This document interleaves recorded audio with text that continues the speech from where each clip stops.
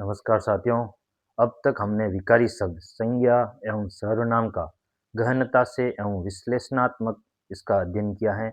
अब हम इसी का अगला रूप विशेषण के बारे में आज सामान्य परिचय करते हैं। विशेषण क्या है? तो विशेषण हमारी परिभाषा हमने पढ़ चुके हमने अलग-अलग पुस्तकों में, व्याकरण की पुस्तकों में इसकी परिभाषा पढ़ी कि संज्ञा एवं सर्वनाम की विशेषता बताने वाले शब्दों को विशेषण कहते हैं। अर्थात विकारी शब्द, संज्ञा व सर्वनाम की विशेषता बताने वाले शब्दों को विशेषता बताने वाले शब्दों को क्या कहते हैं? विशेषण कहते हैं। अर्थात ये जो विशेषण शब्द हैं, इस विशेषण का शाब्दिक अगर अर्थ समझना चाहे, इस परिभाषा से शाब्दिक अर्थ निकलता है कि इस विशेषण का शाब्दिक अर्थ हो गया विशेषता बताना। अर्थात किसकी विशेषता बताना? तो विकारी शब्द, संज्ञा व सर्वनाम की विशेषता बताना, उन दोनों की विशेषता बताना। तो शाब्दिक अर्थ अगर पूछा जाए तो विशेषण का शाब्दिक अर्थ होता है विशेषता बताने वाले शब्द। और अपनी इसकी परिभाषा को अगर पढ़ना चाहे, परिभाषा क्या है? तो संज्ञा और सर्वनाम की विशेषता बताने वाले शब्दों को विशेषण कहते हैं। एक उदाहरण के माध्यम से इस विशेषण के सामान्य परिचय के बारे में पढ़ते हैं कि प्रतियोगी परीक्षाओं में कैसे-कैसे प्रश्न आ सकते हैं, क्या-क्या उनसे प्रश्न बन सकते हैं।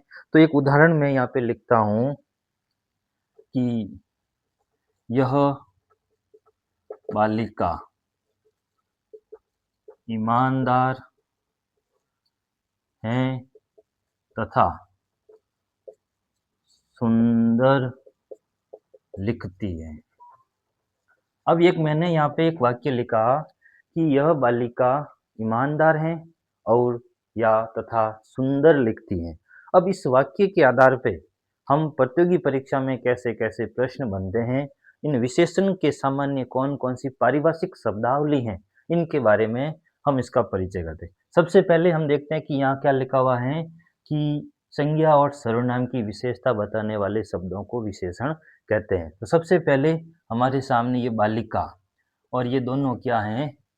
एक संज्ञा और सर्वनाम है। यह संकेत किया अर्थात एक निश्चितता का बोध करवा रहा है। तो ये हो गए क्या? संज्ञा। और ये क्या हो गया? एक तरह से सर्वनाम है। ठीक है? अब इस संज्ञा की विशेषता कौन बता रहा है? इस बालिका की विशेषता है कि वो ईमानदार हैं और ये संकेत भी किया जा रहा है। अर्थात इस बालिका की विशेषता ये 2 शब्द बता रहे हैं। ये भी बता रहा है, तो ये भी बता रहा है। तो ये क्या हो गया? सर्वनाम तो है, लेकिन इस वाक्य में विशेषण का काम कर रहा है, तो इनको क्या कहेंगे? विशेषण कहा जाता है। अब ये भी एक विशेषण है। तो ये एक संज्ञा की विशेषता बताई, इसने बताई, ये दोनों क्या हो गए? विशेषण हो गए। अब अगर मान लो, अगर हमने यहाँ पे एक शब्द लिखा कि बहुत बहुत ईमानदार है।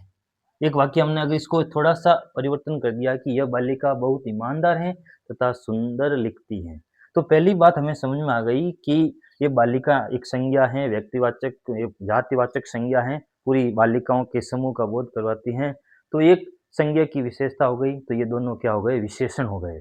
फिर अब इन शब्दों को क्या कहेंगे? एक प्रश्न हमारे यहाँ बनता है, परीक्षा में कभी-कभी आता है कि विशेष्य क्या कहते हैं?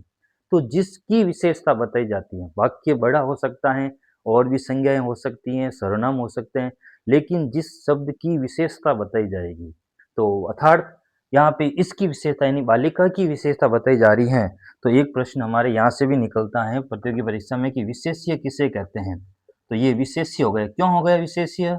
क्योंकि इस बालिका की विशेषता, तो जिसकी विशेषता बताई जाती है, जिसकी विशेषता बताई जाती है, उन शब्दों को कहेंगे विशेष्य कहेंगे। अर्थात यहाँ पे बालिका की विशेषता बताई जा रही है, तो बालिका संज्ञा भी है, लेकिन साथ ही साथ अगर प्रतियोगी परीक्षा में प्रश्न बनता है कि विशेष्य किसे कहते हैं, तो ये एक हमारी परिभाषा हो गई कि जिसकी विशेषता बताई जाती है, उन शब्दों को विशेष्य कहते हैं। तो पहली बात हमारा ये विशेषण हो गया जो संज्ञा और सर्वनाम की विशेषता बताते हैं। फिर हमने ये क्या शब्द लिखा बहुत। अब ये बहुत क्या करता है, इस ईमानदार की विशेषता बताई जा रहा है, अर्थात विशेषण की विशेषता बताई जा रहे हैं। तो ऐसे शब्दों को अर्थात वे शब्द जो विशेषण की विशेषता बताते हैं उनको कहते हैं प्रविशेषण। तो दूसरा तीसरा हमारी परिभाषा बन गई, पहली विशेषण की परिभाषा जो संज्ञा और सर्वनाम की विशेषता बताते हैं। फिर दूसरा हो गया विशेष्य किसे कहते हैं, तो जिनकी विशेषता बताई जाती है उनको कहते हैं विशेष्य। अब यह प्रविशेषण किसे कहेंगे, तो प्रविशेषण क्या करेगा, ये हमारा प्रतियोगी परीक्षा के संबंधित बहुत ही महत्वपूर्ण प्रश्न है ये सारे। तो प्रविशेषण कहेंगे विशेषण की विशेषता बताने वाले, विशेषण की विशेषता बताने वाले शब्दों को, बताने वाले शब्दों को विशेष्य यानी प्रविशेषण कहेंगे। तो तीन हमारे प्रश्न बन गए, कौन सी, कि इसकी पारिभाषिक शब्दावली कौन कौन सी है, तो विशेषण जो संज्ञा और सर्वनाम की विशेषता। एक वाक्य के आधार पे हम प्रतियोगी परीक्षाओं में कैसे प्रश्न बनते हैं, तो पहला विशेषण, दूसरा विशेष्य जिसकी विशेषता बताई जाती है, तीसरा हो गया कि प्रविशेषण किसे कहते हैं, तो विशेषण की विशेषता। यहाँ पे देखो बहुत ईमानदार, ईमानदार की विशेषता कि बहुत ईमानदार हैं, तो ये हो गया विशेषण की विशेषता जो बताते हैं उन शब्दों को प्रविशेषण कहते हैं। फिर एक प्रश्न विशेषण से संबंधित एक और है कि यहाँ पे देखिए लिखना ये क्रिया है। अब लिखने की विशेषता कैसी है कि वो सुंदर लिखती है, लिखने की विशेषता कैसी हो गई कि वो बालिका क्या करती हैं, सुंदर लिखती हैं। तो क्रिया की जो विशेषता बताएंगे उन शब्दों को क्या कहेंगे, क्रिया विशेषण कहेंगे। तो जो क्रिया की विशेषता बताते हैं, अर्थात किसकी विशेषता बताते हैं, क्रिया शब्दों की विशेषता बताने वाले शब्दों को, क्रिया की विशेषता बताने वाले शब्दों को क्रिया विशेषण कहेंगे। तो आज हम इस विशेषण की परिभाषा, इसका शाब्दिक अर्थ, विशेषता बताने वाले शब्द और एक वाक्य लिखकर यह बालिका बहुत ईमानदार है तथा सुंदर लिखती है, इस वाक्य के आधार पे हम विशेषण की पारिभाषिक शब्दावली के बारे में पढ़ा कि विशेषण किसे कहते हैं, जो संज्ञा और सर्वनाम की विशेषता। पहला प्रश्न प्रतियोगी परीक्षा के तर्क की ओर से बहुत ही इंपॉर्टेंट। फिर विशेष्य किसे कहते हैं, जिस शब्दों यानी इस वाक्य में और भी संज्ञाएं होगी, सर्वनाम होंगे, लेकिन जिस शब्द की विशेषता बताई जाती है, जिस संज्ञा और सर्वनाम की विशेषता बताई जाती है उसे कहते हैं विशेष्य। फिर तीसरी परिभाषा हो गई कि प्रविशेषण आता है, कभी कई बार प्रश्न आता है कि कौन सा संगत है, प्रविशेषण लिख दिया कि विशेषण की विशेषता बताने वाले, तो प्रविशेषण विशेषण की विशेषता बताने वाले शब्दों को।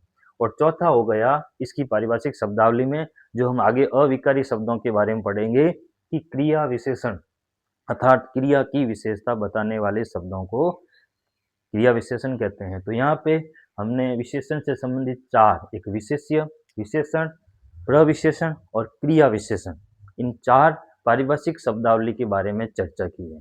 अब इससे अगला एक प्रश्न और बनता है हमारी परीक्षाओं में कि इनके प्रकारों के बारे में कंफ्यूज होता है। कई बार कोई व्याकरणिक किताब 4 बताती हैं, कुछ इसकी पुस्तकें 5 बताती है। लेकिन हमें इसमें कंफ्यूज होने की कोई समस्या हमें नहीं होनी चाहिए कि हमारी एनसीईआरटी तथा अपनी बोर्ड माध्यमिक शिक्षा बोर्ड की जो आदर्श व्याकरण है उसमें 5 प्रकार बताए हैं।